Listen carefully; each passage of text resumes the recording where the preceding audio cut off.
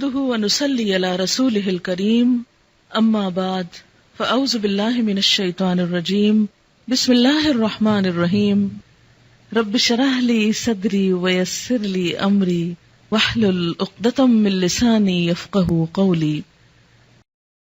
جاوید چودھری کا آرٹیکل ہے یہ 150 روپے لکھتے ہیں کہ میں نے 150 روپے کو ہمیشہ ایک ڈبل روٹی، چکن شاشلک کی ایک سلائی، جوس کے ایک گلاس اور 1 درجن کیلوں کی نظر سے دیکھا۔ میری نظر میں یہ ایک حقیر رقم تھی اور میں نے کبھی 150 روپے کو زیادہ اہمیت نہیں دی۔ آپ نے بھی کبھی 150 روپے کو زیادہ وقت نہیں دی ہوگی۔ 100 روپے، 200 روپے یا 500 روپے عموماً آپ کی گاڑی کے ڈیش بورڈ، کنسول باکس یا سیٹ کے دائیں بائیں چھوٹے بڑے خانوں میں پڑے ہوتے ہیں۔ اتنی ہے، اس سے زیادہ رقم آپ کی جیبوں میں بھی دھری رہتی ہوگی۔ ہر ایک کے بیگ پرس میں اتنے پیسے ہوتے ہیں اور آپ نے کبھی اس رقم کو سنجیدگی سے نہیں دیکھا ہوگا۔ لیکن آج سے مہینہ بھر پہلے میرے ساتھ ایک عجیب واقعہ پیش آیا اور مجھے زندگی میں پہلی بار محسوس ہوا کہ 150 روپے بھی بڑی رقم ہے اور یہ رقم کسی شخص کے لیے سردیاں گزارنے کا ذریعہ بن سکتی ہے۔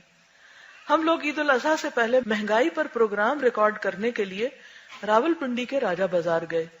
ہم مختلف لوگوں سے ملتے رہے، ان میں دکاندار بھی تھے، ٹھیلے اور ریڑیوں والے بھی تھے، چائے خانوں، ہوٹلوں اور دکانوں کے تھڑوں پر بیٹھے لوگ بھی تھے، لنگر کی لائن میں لگے بچے بھی تھے اور عید کے لیے خریداری کرنے والے لوگ بھی۔ ہر شخص مہنگائی کا رونا رو رہا تھا۔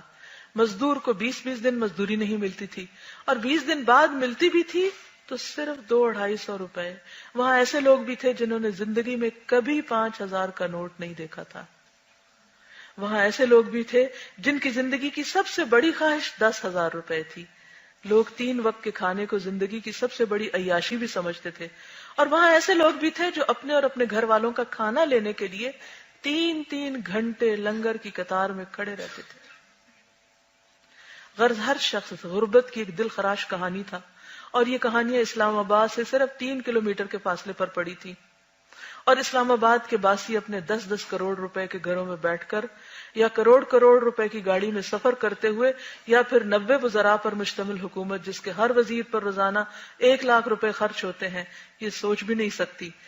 اس سے صرف 3 کلومیٹر کے فاصلے پر ایسے لوگ رہتے ہیں جن کے بچے صبح 8 بجے مٹی کا پیالہ لے کر لنگر کی قطار میں کھڑے ہوتے ہیں، دوپہر 2 بجے ان کی باری آتی ہے، یہ بچے دال کے 4 چمچ اور 3 روٹیاں لے کر گھر آتے ہیں اور سارا خاندان اس دال میں 1 گلاس گرم پانی ڈال کر ناشتہ کرتا ہے۔ اور جس دن لنگر کا بندوبست نہ ہو سکے، ہوٹل بند یا ہوٹل کے مالک کو ڈونر نہ ملے، اس دن ان لوگوں کے گھروں میں فاقے ہوتے ہیں اور ان بیچارے لوگوں کو یہ بھی معلوم نہیں۔ ان سے 3 کلومیٹر کے فاصلے پہ ایسے لوگ رہتے ہیں جن کے کتے امریکی اور برطانوی خوراک کھاتے ہیں، جن کے کچن 24 گھنٹے آباد رہتے ہیں، جن پر زندگی اپنے 7 رنگوں کے ساتھ مہربان ہے اور جنہوں نے غربت کو اب تک صرف 1975 کی فلموں میں دیکھا ہے اور جنہیں یہ تک معلوم نہیں 10-20 ہزار روپے پورے خاندان کا مقدر بدل سکتے ہیں۔ بہرحال یہ ایک خوفناک مشاہدہ اور تجربہ تھا۔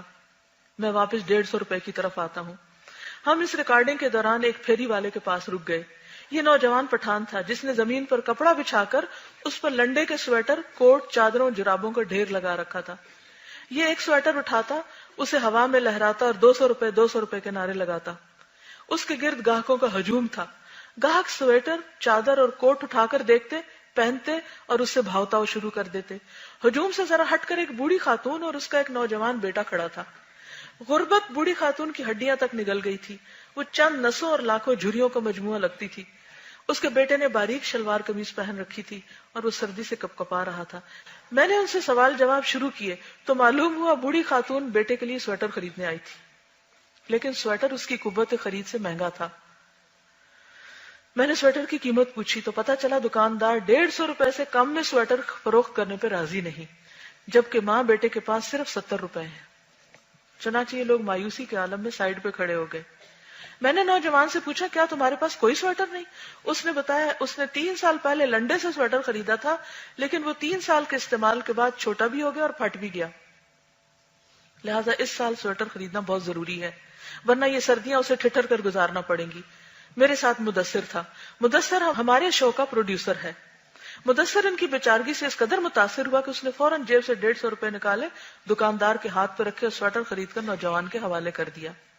نوجوان اور اس کی ماں چند لمحوں کے لیے مبہوت ہو گئی اور انہوں نے مدثر کو ان نظروں سے دیکھا جیسے وہ فرشتہ ہو، اور اللہ تعالیٰ نے یہ فرشتہ صرف ان کی مدد کے لیے زمین پہ اتارا۔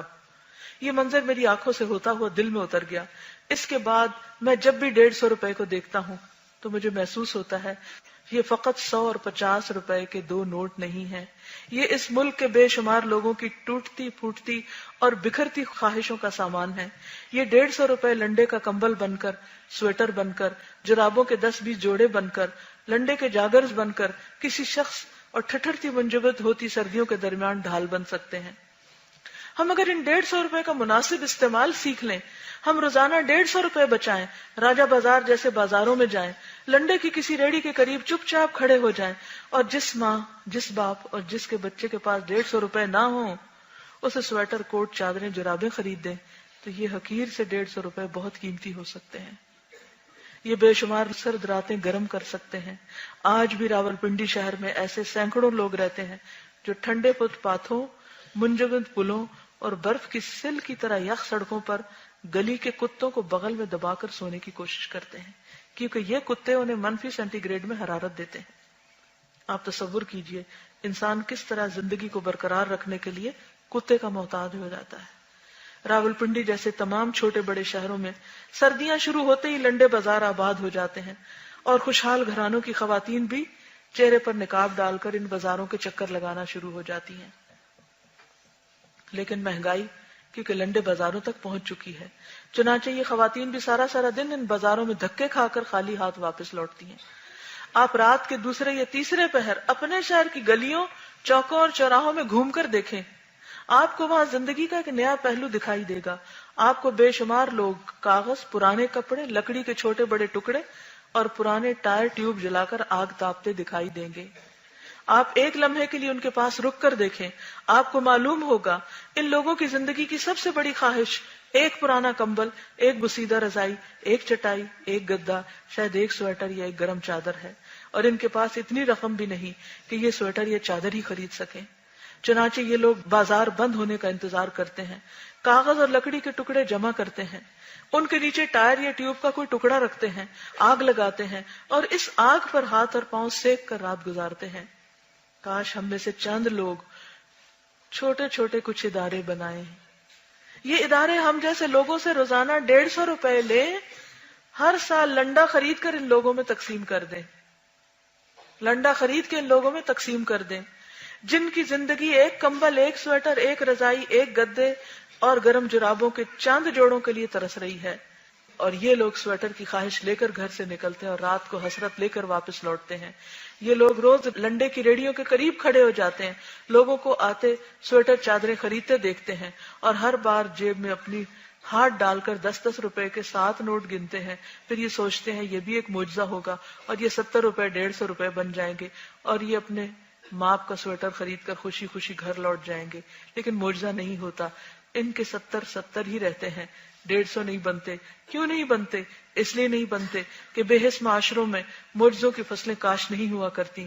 خدا ان زمینوں پر مہربان نہیں ہوتا جن زمینوں پر رہنے والے چند لوگوں کی نظروں میں 150 روپے حقیر رقم ہوتی ہے، جبکہ کروڑوں لوگ اس کے لیے ترستے رہتے ہیں۔ کیا کرنا چاہیے بتائیے مجھے، ہمیں کیا کرنا چاہیے؟ مشورہ دیں، اجر پائیں۔ مشورہ دینے سے بھی ہم کنجوسی اور بخل کرتے ہیں تو باقی کیا رہے گا؟ گھروں میں پڑے صاف ستھرے ایکسٹرا سویٹرز مزید دھو کے صاف ستھرے کر کے پیک کر کے اوپر نمبر لکھ کر لے آئیں کہ کس نمبر کا ہے، بچے کا ہے، بڑے کا ہے، کس ایج کو پورا آئے گا۔ انشاءاللہ تعالی وہ آگے تقسیم کا بندوبست کریں گے۔ موٹے کپڑے بھی پڑے ہوتے ہیں جو ہم استعمال نہیں کرتے، جو کپڑے آپ نے سال بھر استعمال نہیں کرے وہ اگلے سال کب کریں گے؟